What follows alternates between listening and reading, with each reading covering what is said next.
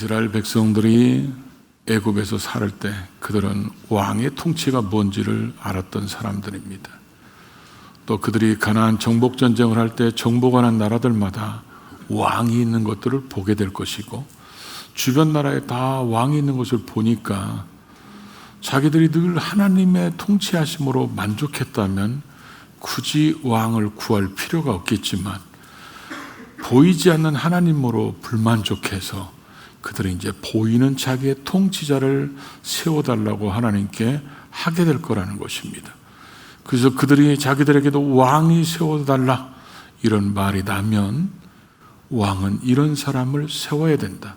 그리고 왕이 된 사람은 이것은 반드시 해야 되고 이것은 하지 말아야 된다.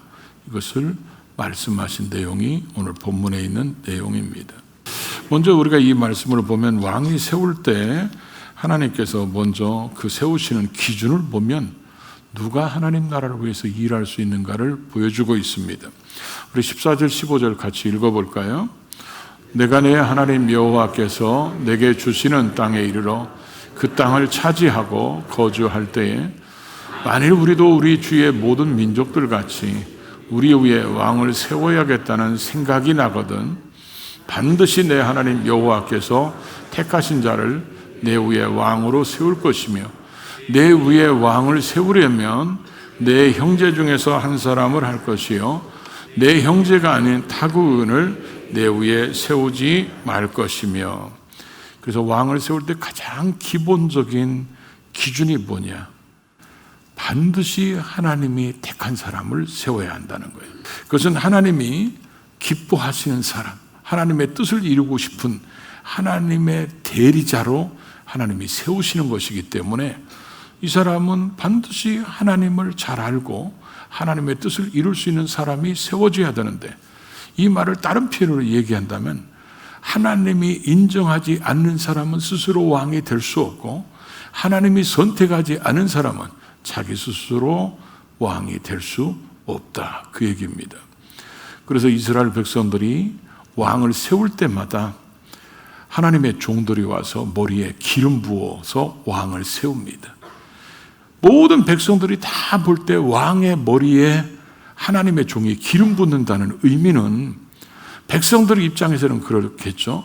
아, 우리의 왕이 이제 세워지는구나 이렇게 볼 때 하나님이 원하시는 건 뭐겠어요? 이런 왕조차도 하나님이 기름 부어 세운다는 것은 이 땅의 진정한 통치자는 하나님이다. 그걸 지금 가르치려는 의도가 있다는 것이죠.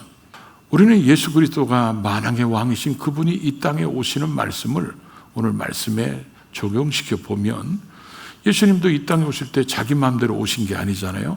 하나님이 보내셨고 또 우리를 위해서 십자가를 지셨고 우리를 위해서 또 부활하심으로 우리의 구원의 완성자가 되시는 이 예수 그리스도가 이 땅에서 사역하실 때, 하나님은 예수님이 세례받았을 때 하고 변화산에 계실 때 같은 말을 두 번을 하셨죠. 이런데 사랑하는 아들이요 내 기뻐하는 자니 너희는 저희 말을 들으라. 예수 그리스도의 그 사역을 보고 하나님이 기뻐하시는 자, 하나님을 사랑하는 자, 이렇게 하나님이 표현하셨어요. 하나님이 사랑하는 자, 하나님이 기뻐하시는 자. 왜 그러냐? 하나님의 뜻을 이룰 수 있는 사람으로 지금 보내졌기 때문에 그렇다는 것입니다. 그럼 우리는 이 땅에 하나님 나라를 이루기 위한 교회라는 공동체에 하나님께서 세우시는 일꾼들이 있습니다. 하나님이 세우시는 이 일꾼들의 특징은 그럼 반드시 하나님의 선택된 자, 하나님을 기쁘시게 할 자를 우리가 세워야 되는데, 하나님을 모르는 사람이 교회의 리더자가 되면 교회가 어떻게 되겠습니까? 교회는 세속화될 수밖에 없을 것입니다. 신령한 공동체를 이끌어가는 방법이 세상적인 방법으로 이끌어간다면 이 교회는 어떻게 되겠어요? 아마 산으로 갈 겁니다. 그래서 하나님을 아는 자, 예수 믿고 구원받은 자, 성령을 받은 자, 하나님을 기쁘시게 하는 자, 이런 사람이 하나님 나라의 일꾼이 될 수 있기 때문에 하나님께서 왕을 세울 때 반드시 내 형제 중에서 세울 것이고, 그리고 하나님이 반드시 선택한 사람, 하나님을 기쁘시게 하는 사람, 이런 사람이 일꾼이 되어야 되는데, 이방인들, 타국인을 세울 수 없다, 세우지 말 것이며 이렇게 성경에 기록되어 있죠. 세우지 만다는 이 말라, 이 말이 제가 원어를 한번 보니까 아주 강력한 부정어로 써 있더라고요. 이 말을 우리가 이렇게 읽을 수 있어요. 이방인을 왕으로 세우려고 해서도 안 되고 더욱 하려고 그렇게 할 때 내가 허락하지 않을 것이며 너희는 할 수도 없을 것이다. 이렇게 아주 강력하게 안 된다고 말씀하셨습니다. 그것은 이방인이 왕이 되면 하나님을 모르는 가치관을 가지고 하나님의 공동체를 다스리면 이 공동체가 어떻게 되겠냐는 거예요. 그래서 반드시 하나님이 세우는 일꾼을 세워야 된다. 오늘 우리는 스스로 이렇게 질문할 필요가 있죠. 나는 그러면 하나님이 어떤 분인 걸 아는가? 나는 구원을 받았는가? 나는 성령을 받았는가? 하나님을 기쁘시게 할 자로 하나님이 선택하신 사람인가? 이런 것에 아멘 할 수 있어야 우리가 진정한 교회의 리더자가 될 수 있고 교회의 일꾼이 되는데, 그렇지 않은 사람들이, 육에 속한 자나 육신에 속한 사람들이 교회의 리더자가 되면 그 교회는 인간적인 방법이 교회 속에 들어와서 늘 교회가 신령한 방법과 인간적인 가치관이 늘 충돌하는, 그래서 교회가 시끄러울 수밖에 없고 분쟁이 많을 수밖에 없는 그런 교회가 될 수밖에 없기 때문에 하나님께서는 하나님의 일꾼은 반드시 하나님이 선택한 그런 하나님을 기쁘시게 할 자로 세우라고 이와 같이 말씀하고 있다는 거죠. 두 번째로 왕이 된 사람은 세 가지를 하지 말라는 거예요. 간략하게 얘기하면 왕이 된 사람은 병마를 많이 두지 말라, 아내를 많이 두지 말라, 은금을 자기를 위해서 쌓지 말라. 이 세 가지는 솔로몬에 비교해 보면 솔로몬이 왜 타락해 가는지를 이 세 가지를 통해서 우리에게 성경은 가르쳐주고 있습니다. 오늘 여러분이 말씀을 듣고 열왕기상 10장, 열왕기상 11장을 읽어보면 훨씬 더 많은 것들을 깨달을 수 있을 것입니다. 그래서 왕이 된 사람은 병마를 많이 두지 말라는 거예요. 그리고 이 병마를 구하기 위해서 애굽으로 돌아가지 말라는 것입니다. 애굽으로 돌아간다는 걸 여러분 생각해 보십시오. 이 말씀이 주어질 때는 지금 이스라엘 백성들이 죄악 세상을 상징하는 애굽에서 하나님이 그들을 지금 출애굽시켰잖아요. 출애굽시켜서 지금 가나안 땅에 들어가기 직전에 있는데, 이들이 가나안 땅에 들어가서 애굽으로 말사러 가면 이끌어내신 하나님을 지금 대적하는 일이 되기 때문에 애굽으로 다시는 돌아가지 말라, 이렇게 하나님이 말씀하셨어요. 그래서 병마를 얻기 위해서 애굽으로 돌아가지 말라, 이렇게 말씀하셨는데, 왜냐하면 그 당시 좋은 병마들은 애굽에 있었기 때문에 그럽니다. 근데 성경을 쭉 읽다 보면 열왕기상 10장에 보면 솔로몬이 어떤 일을 벌였냐, 이 병마를 많이 둔다는 것은 자신의 의지가 하나님이던 사람들이 군사력으로 바뀐다는 것을 의미하는 것입니다. 다윗의 군사력은 하나님이었습니다. 그래서 적의 숫자가 많고 적고 그게 문제가 아니고, 무기가 좋고 안 좋고 그게 중요한 게 아니라 하나님이 나와 함께 하시느냐, 하나님이 이 전쟁을 이끌어 가시냐, 이게 다윗의 군사력이었습니다. 그러다 보니까 다윗은 언제나 하나님이 싸우라고 하면 싸우고 하나님이 기다리라고 하면 기다리고, 그래서 다윗은 늘 전쟁에서 이겼는데, 다윗이 나라가 조금씩 든든해지고 군사력이 많이 지니까 혹해가지고 병적 조사를 했다가 7만 명이 전염병으로 죽는 아픔을 겪게 됩니다. 그 얘기는 그 전은 다윗은 어떻게 보면 참 미루는 것 같잖아요. 자기 밑에서 싸우는 군대가 몇 명인지를 모르고 다윗이 싸웠다는 거예요. 그 병적 조사한 것 때문에 7만 명이나 죽었어요. 그 정도로 다윗은 철저하게 하나님을 의지하고 살았는데, 이 병마를 많이 둔다는 것은 하나님을 의지해야 될 왕이 군사력을 의지하는 변질된 자가 될 수 있다는 거죠. 그런데 이런 모습이 솔로몬에게서 나타납니다. 솔로몬은 이 병마를 끄는 게 이 전차잖아요. 전차를 1,400대나 둡니다. 솔로몬은 죽을 때까지 전쟁을 한 번도 안 해본 사람입니다. 한 번도 안 해본 사람이 아버지보다 전차를 더 많이 두는 거예요. 뭐하려고 그렇게 전차를 두겠어요? 자기 힘을 과시해서. 누가 쳐들어오면 니들 다 내가 이길 수 있어, 이런 힘을 과시하려고 전차를 많이 두고, 분명히 이 병마를 살라고 애굽으로 돌아가지 말라 그랬는데 솔로몬이 애굽의 상인들을 파견해가지고 가서 병마를 사오게 합니다. 하나님의 말씀을 정면으로 어기는 일을 벌이는 거예요. 솔로몬이 처음부터 그랬냐? 그렇지 않았어요. 솔로몬이 젊었을 때, 신앙이 좋을 때는 그럴 사람이 아닙니다. 우리가 성경을 보면 절대로 그렇게 하라고도 안 할 사람이에요.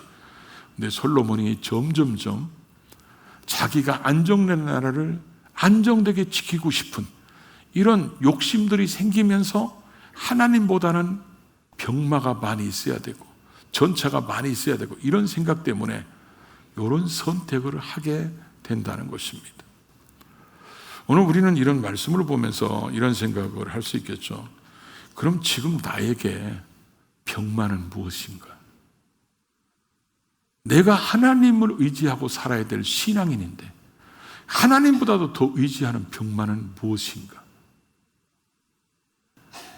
하나님이 없으면 우리는 살 수 없습니다. 주님 한 분이면 충분합니다. 이렇게 돼야 되는데 하나님이 있어도 돈이 있어야 되고 하나님이 있어도 힘이 있어야 되고 하나님이 있어야도 뭔가가 있어야 되는 그런 내가 하나님 외에 뭔가를 의지하는 게 있다면 그게 오늘 우리의 병마라는 거죠.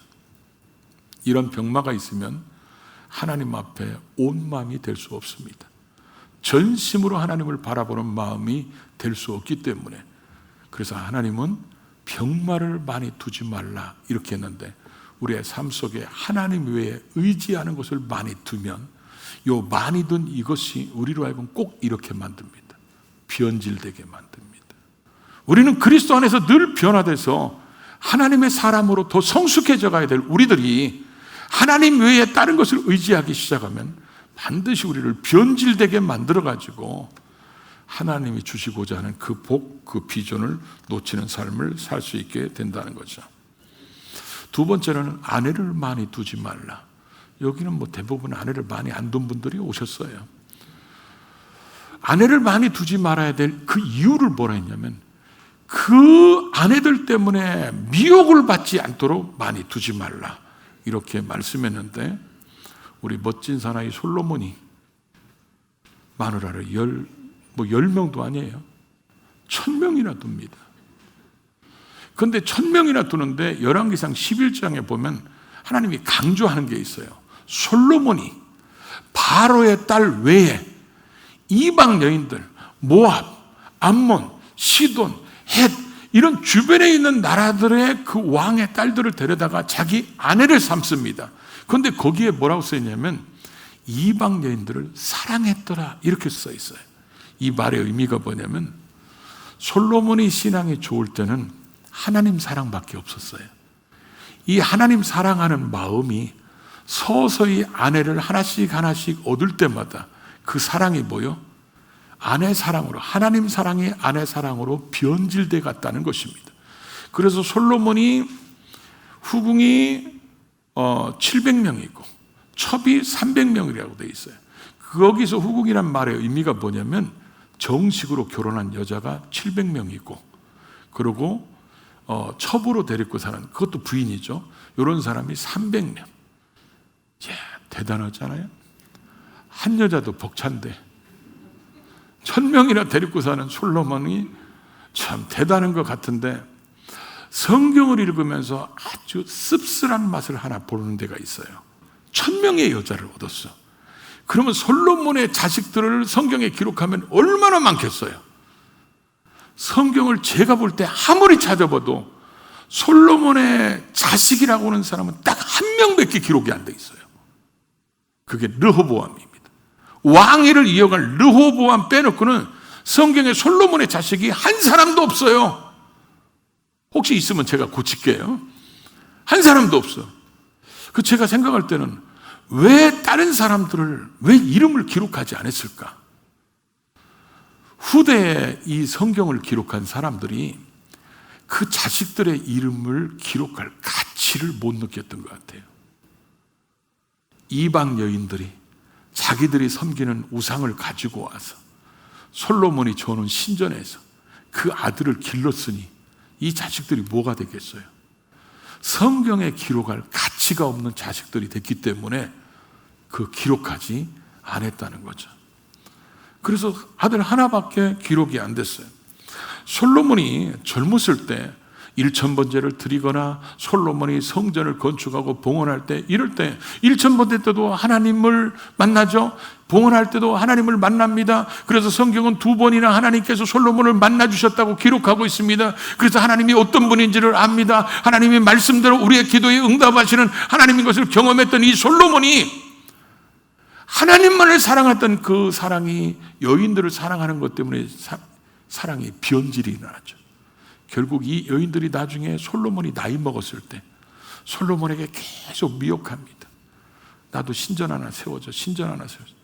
그래서 한 여자를 세워주니까 또 다른 아내가 너보여, 나도 세워달라고. 너도 나도 신전을 세워달라고 그러니까 예루살렘 성 바로 건너편 산에 거기다가 신전을 계속 세우는데, 나중에 후세 이스라엘 자손들이 이 산의 이름을 뭐라고 바꾸냐면 멸망산이라고 바꿉니다. 저 솔로몬이 저기다가 이방의 우상 신전을 세운 것 때문에 이스라엘이 망했다는 거죠. 이스라엘 백성들이 유다 왕을 보고 이스라엘 왕을 쭉 보십시오. 얼마나 우상 숭배에 쩌들어 사는지. 그 우상 숭배를 그렇게 씨앗을 심어놓은 사람이 누구예요? 솔로몬입니다. 솔로몬이 결국 그렇게 하나님의 말씀을 우습게 여겼다가 점점점 변질돼서 그런 모습이 되고 말았다는 거죠. 자, 그러면 우리는 현대판 안에는 뭘까요? 현대판 안에는 우리로 하여금 하나님과 멀어지게 하는 것. 그게 내가 신앙이 좋을 때는 괜찮아요. 근데 내가 신앙이 약해지면 그게 내 신앙의 발목을 잡는 그런 일들, 그게 뭐냐? 우리의 취미가 될 수 있어요. 우리가 진짜 좋아하는 거, 이런 것들이 우리가 신앙이 좋을 때는요 아무것도 아니에요.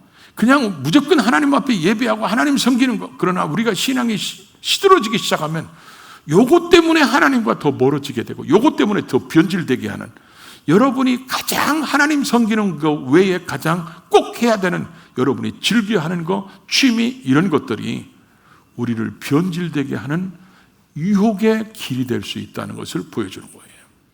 그래서 여러분들도 한번 돌아보십시오. 내가 하나님 앞에 기도해야 되는데 기도와 멀어지게 하고, 하나님을 열심히 섬겨야 되는데 하나님과 멀어지게 하는 그 원인이 무엇인지, 그게 여러분을 지금 변질되게 만드는 현대판 아내가 될 수 있다는 것을 보여주고 있죠. 세 번째로는, 왕이 된 사람은 자기를 위하여 재물을 쌓지 말라, 이렇게 말씀했어요. 자기를 위하여 은금을 쌓지 말라는데, 은금이 싫다는 말이 아닙니다. 은금을 자기를 위해서 쌓지 말라는 거예요. 여러분 생각해 보십시오. 왕이 되는 사람이 왕의 지위를 인용해서 자기를 위해서 은금을 쌓으면 백성들을 착취합니다. 그러다 보니까 왕은 자기를 위해서 은금을 쌓지 말라. 그리고 그래서 은금은 물론 세금을 거둘 수도 있겠죠. 그런데 이 세금을 어디다 쓸 것이냐, 어떤 사람에게 쓸 것이냐, 그런 정의사회가 구현되고 사회적 약자에게 제대로 돌아가는 그런 쌓아놓는 것이라면 그건 하나님의 뜻을 이루는 것이 될 수 있겠지만, 솔로몬이 이렇게 쌓아놓은 것 가지고 솔로몬이 뭐 했습니까? 자기를 미혹하는 여자들을 위해서 우상 신전을 세우는데 이 돈을 씁니다. 다윗 왕은 일생 동안 전쟁하면서 수많은 나라들을 정복하면서 많은 전리품들을 얻습니다. 이 전리품들을 나중에 성전을 건축할 때 하나님 앞에 다 드립니다, 다윗은. 그래서 다윗이 하나님께 뭘 드렸는지, 얼만큼 드렸는지, 그것까지 성경에 다 기록되어 있습니다. 그런데 솔로몬은 전쟁을 해본 사람이 아니에요. 그러다 보니까 솔로몬이 쌓아놓은 부귀영화는 뭘로 누렸겠어요? 아버지가 다 만들어놓은 주변 나라들을 정복해놓은 것 때문에 주변 나라에서 조공을 바치거나, 또 하나가 세금이겠죠. 솔로몬 때 세금을 굉장히 많이 받았어요. 왜 그러냐? 솔로몬이 죽고 나니까 사람들이 솔로몬의 아들 르호보암에게 와서 세금을, 아버지 때 세금이 너무 과중했으니까 조금 세금을 낮춰주자, 이것 때문에 말 안 되는 것 때문에 나라가 두 개로 쪼개지잖아요. 그러니까 솔로몬이 세금을 많이 걷었는데, 솔로몬이 자기에게 주어진 그 재물을 가지고 자기를 변질시키고 자기 나라를 망하게 하는 일에 이 돈을 씁니다. 결국 오늘 많은 신자들도 그래요. 우리도 우리 자신의 신앙을 병들게 하고 무너지게 하고 타락하게 하는 게 뭐냐? 우리를 위해서 재물을 쌓는 그런 욕심을 가지면 우리도 얼마든지 그럴 수 있어요. 재물 때문에 시험 들고, 재물 때문에 하나님과 멀어지고, 재물 때문에 그 욕심 때문에 하나님을 버리는 사람들도 있잖아요. 그런 것들이 우리를 무너지게 한다는 것입니다. 그래서 우리는 하나님의 사람들은 언제나 우리가 재물은 성경적 청지기관으로 바뀌어져야 돼요. 그래서 성경은 재물을 왕이 된 사람은 은금을 자기로 해서 쌓아놓지 말라. 그런데 성경 우리에게 뭐라고 하죠? 은금을 뭐요? 하늘에 쌓아두라. 나를 위해서 쌓아두라고 성경은 얘기한 적이 없어요. 그럼 청지기 정신을 가지면 우리에게 주어진 것을 가지고 하나님 나라, 주의 뜻을 이루는데 아름답게 얼마든지 쓸 수 있는데, 중요한 것은 재물이 우리를 타락시키는 도구가 되게 하지 말라는 거예요. 그 세 가지는 하지 말라 이렇게 말씀했는데, 이렇게 얘기할 수 있죠. 하지 말라고 한다고도 그게 잘 돼야 한대요. 하지 말라고 해도 우리는 자꾸 그런 유혹에 끌려가니까 하나님이 처방전을 하나 내리신 거예요. 이건 꼭 해야 된다. 그게 바로 뭐냐? 18절에 보면 당시에는 이 두루마리 가죽에다가 하나님 말씀을 제사장 앞에서 쓰잖아요. 이 하나님의 말씀을 평생, 그러니까 시간을 얘기하는 거예요. 평생토록 자기 옆에 두라는 거예요. 너 가장 가까이에 하나님의 말씀을 두라는 거예요. 그래서 이 말씀이 내 삶을 지배하게 하라. 그렇게 하면 네가 배울 수 있는 게 뭐냐? 여호와 경외하는 것을 배울 수 있다는 거예요. 여호와 경외하는 것을 배우면 우리 속에 나타나는 게 뭐냐? 오늘 이 말씀대로 얘기하면 이 세 가지를, 세 가지 유혹을 이길 수 있는 힘이 말씀으로부터 주어지는 거예요. 예수님께서 세 가지 시험을 뭘로 이겼습니까? 말씀으로 이겼습니다. 그렇죠? 그러니까 우리가 말씀이 있어야 이 세 가지 말씀이 우리의 삶을 지배해야 말씀을 이기는데, 솔로몬도 말씀이 지배할 때는, 젊었을 때는 이겼어요. 그러나 그가 말씀을 멀리하고 소홀히 할 때는 그가 우상숭배자가 돼요. 나중에는. 말씀이 우리를 지배하려면 말씀을 읽고 듣고 묵상해야 돼요.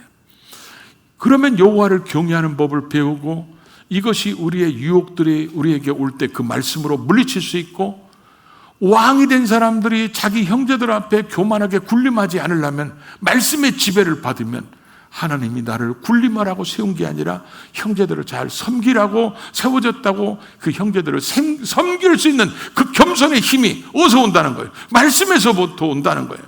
우리가 좌로나 우로나 치우치지 않고 하나님 뜻을 따라가는 것이 어디서 온다는 거예요? 말씀에서 온다는 거예요. 하나님의 복이 너뿐만 아니라 내 자손들까지 장구하게 이어지는 그 힘이 어디서 오냐? 말씀에서 온다는 거예요. 그러니까 말씀을 가까이 하라는 거예요. 아니 여러분, 우리가 성경을 안 읽고 성경이, 말씀이 우리를 지배하지 않으면 우리는 반드시 하나님의 복이 끊어져요. 그리고 우리는 좌로나 우로나 치우치지 말아야 되는데 좌로나 우로나 치우치게 돼 있고, 겸손해야 될 우리가 교만하게 돼 있고, 이 세 가지 유혹을 막을 수 있는 힘이 없어지는 거예요.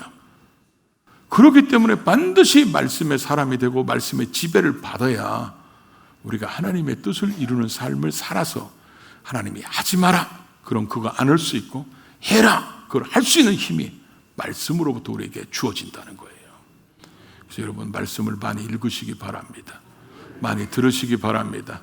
많이 묵상하셔서 말씀이 우리의 삶을 지배하는 삶을 살아서 우리도 하나님 앞에 복되게 복을 받지만 우리 때문에 우리의 자손들까지 하나님의 복이 길어질 수 있도록, 그런데 아름답게 쓰임받는 우리 모두가 될 수 있기를 주의 이름으로 축복합니다.